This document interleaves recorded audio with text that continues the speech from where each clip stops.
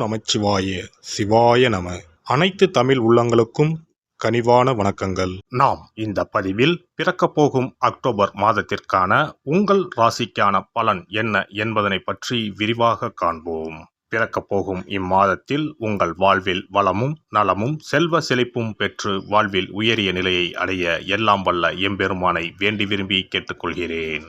இம்மாத கிரகநிலை என எடுத்துக்கொண்டால் ரிஷபராசியில் குரு பகவானும் மிதுன ராசியில் செவ்வாய் பகவானும் உள்ளனர். இம்மாத ஆரம்பத்தில் சந்திர பகவான் சிம்ம ராசியில் தனது பயணத்தை துவக்குகிறார். கன்னி ராசியில் சூரிய பகவான், புதன் பகவான், கேது பகவான் உள்ளனர். துலாம் ராசியில் சுக்கிர பகவானும், கும்ப ராசியில் சனி பகவானும், மீன ராசியில் ராகு பகவானும் சஞ்சாரம் செய்கின்றனர். இம்மாத கிரக பயிற்சி என எடுத்துக்கொண்டால் புதன் பகவான் அக்டோபர் மாதம் 10ஆம் தேதி துலாம் ராசிக்கு பயிற்சியாகின்றார். சுக்கிர பகவான் அக்டோபர் மாதம் 12ஆம் தேதி அன்று விருச்சக ராசிக்கு பயிற்சியாகின்றார். அக்டோபர் மாதம் 17ஆம் தேதி இரவு 7:40 சூரிய பகவான் கன்னி ராசியில் இருந்து துலாம் ராசிக்கு பயிற்சியாகின்றார். செவ்வாய் பகவான் அக்டோபர் மாதம் 20ஆம் தேதி அன்று மிதுன ராசியில் இருந்து கடக ராசிக்கு பயிற்சியாகின்றார். நீச்சஸ்தானத்திற்கு செல்லும் செவ்வாய் பகவானால் மிகப்பெரிய மாற்றம் உண்டாகும்.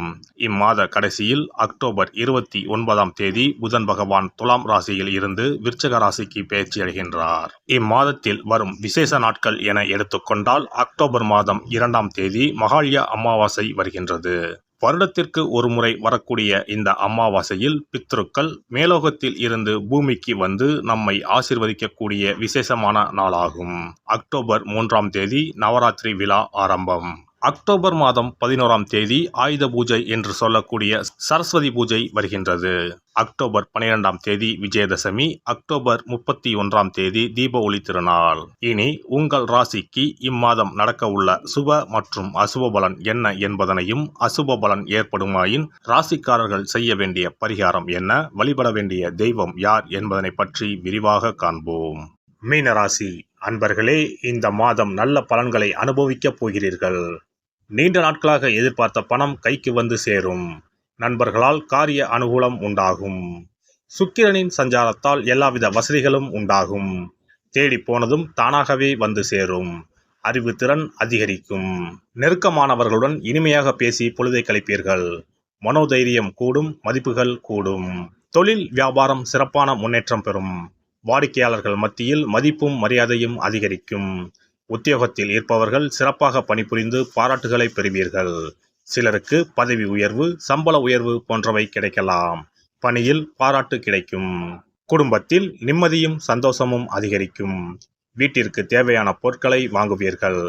கணவன் மனைவிக்கு இடையே மகிழ்ச்சி கூடும். பிள்ளைகளின் கல்வியில் கூடுதல் கவனம் தேவை.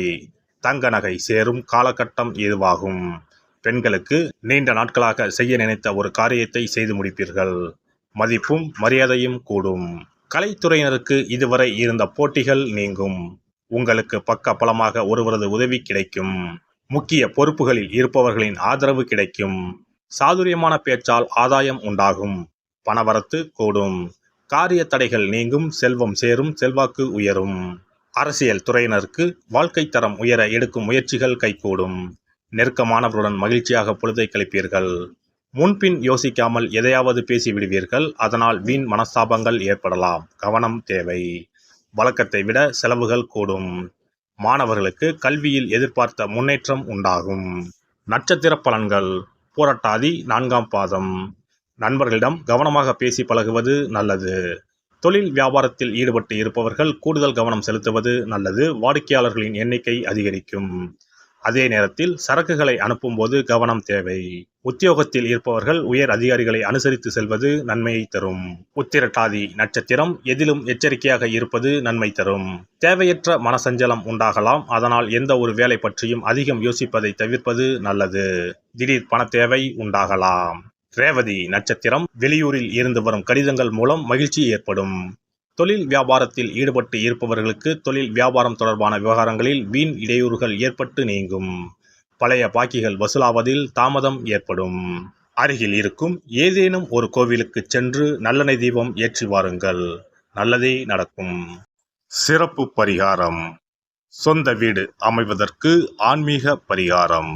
சொந்த வீடு கனவு நிறைவேற வேண்டும் என்பதற்காக எத்தனையோ கோவிலுக்கு சென்று எத்தனையோ பூஜை வழிபாடு என செய்தும் ஒன்றும் நடக்கவில்லை என்பவர்கள் வீட்டிலேயே இந்த எளிய பரிகாரத்தை செய்து வந்தால் நல்ல பலன் கிடைக்கும். எளிமையான இந்த 2 பரிகாரங்களை செய்து வந்தால் விரைவில் சொந்த வீடு யோகம் அமையும். அதனால் நம்பிக்கையுடன் இந்த சக்தி வாய்ந்த வழிபாட்டை செய்து வரவும். எவ்வளவுதான் சொத்து பணம் இருந்தாலும் நமக்கென்று ஒரு வீடு இல்லை என்றால் அது மனக்குறையாகவே இருக்கும். சொந்த வீடு வாங்க முடியவில்லையே என்பது பலரின் ஏக்கமாகவும் கனவாகவும் இருந்து வருகிறது. சொந்த வீடு வாங்க வேண்டும், வாங்கிய இடத்தில் விரைவில் வீடு கட்ட வேண்டும், ஏற்கனவே துவங்கியிருந்த வீட்டின் பணிகளை பணப்பற்றாக்குறையால் கட்டி முடிக்க முடியவில்லையே என்ற கவலையில் இருப்பவர்கள் ஏராளம். இப்படிப்பட்டவர்கள் வீட்டிலேயே எளிமையான 2 பரிகாரங்களை தொடர்ந்து செய்து வந்தாலே போதும். சொந்த வீடு வாங்க வேண்டும் என்று நினைப்பவர்கள், அதற்கான முயற்சியில் ஈடுபட்டிருப்பவர்கள் ஒரு சிறிய அகல் விளக்கில் விளக்கெண்ணெய் ஊற்றி தீபம் ஏற்ற வேண்டும். மகா விஷ்ணுவின் அவதாரங்களில் ஒன்றான வாமனரை மனதில் நினைத்து சொந்த வீடு அமைய வேண்டும் என்று பிரார்த்தனை செய்து கொண்டு மாதந்தோறும் வரும் திருவோண நட்சத்திரத்தன்று வீட்டின் அக்னி மூலையான தென்மேற்கு மூலையில் இந்த விளக்கை ஏற்றி வைக்க வேண்டும். அக்னி திசை என்பது மண்ணுக்குரிய திசையாகும். அதாவது அங்காரகன் எனப்படும் செவ்வாய் பகவானுக்கு உரிய திசை இதுவாகும். 3 அடி மண் கேட்டு 3 உலகையும் அளந்தவர் வாமனன். அதனால் அவரை நினைத்து பால் பாயசம் நிவேதனமாக படைத்து வழிபட்டு வந்தால் விரைவில் சொந்த வீடு யோகம் அமையும்.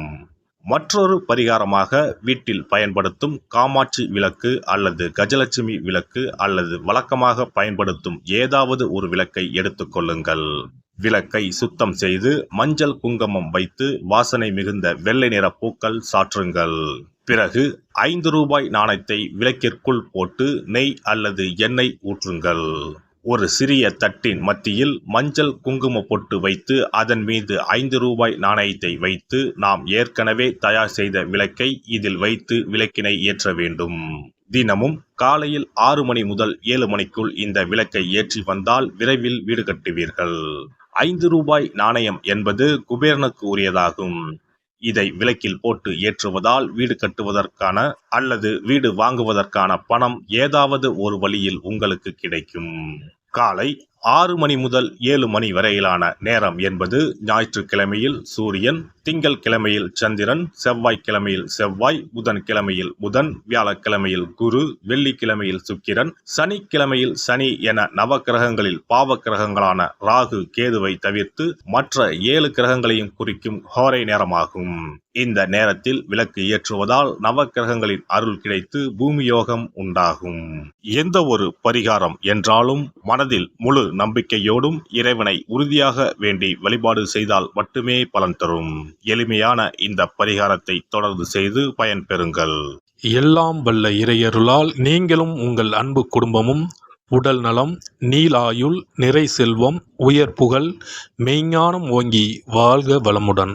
இந்த வீடியோ பதிவு உங்களுக்கு பிடித்திருந்தால் லைக் பண்ணுங்க, கமெண்ட் பண்ணுங்க, ஷேர் பண்ணுங்க, மறக்காம சப்ஸ்கிரைப் பண்ணுங்க, பக்கத்துல இருக்கிற பெல் பட்டனை கிளிக் பண்ணுங்க. நன்றி, வணக்கம். ஓம் நமச்சிவாய, சிவாய நம.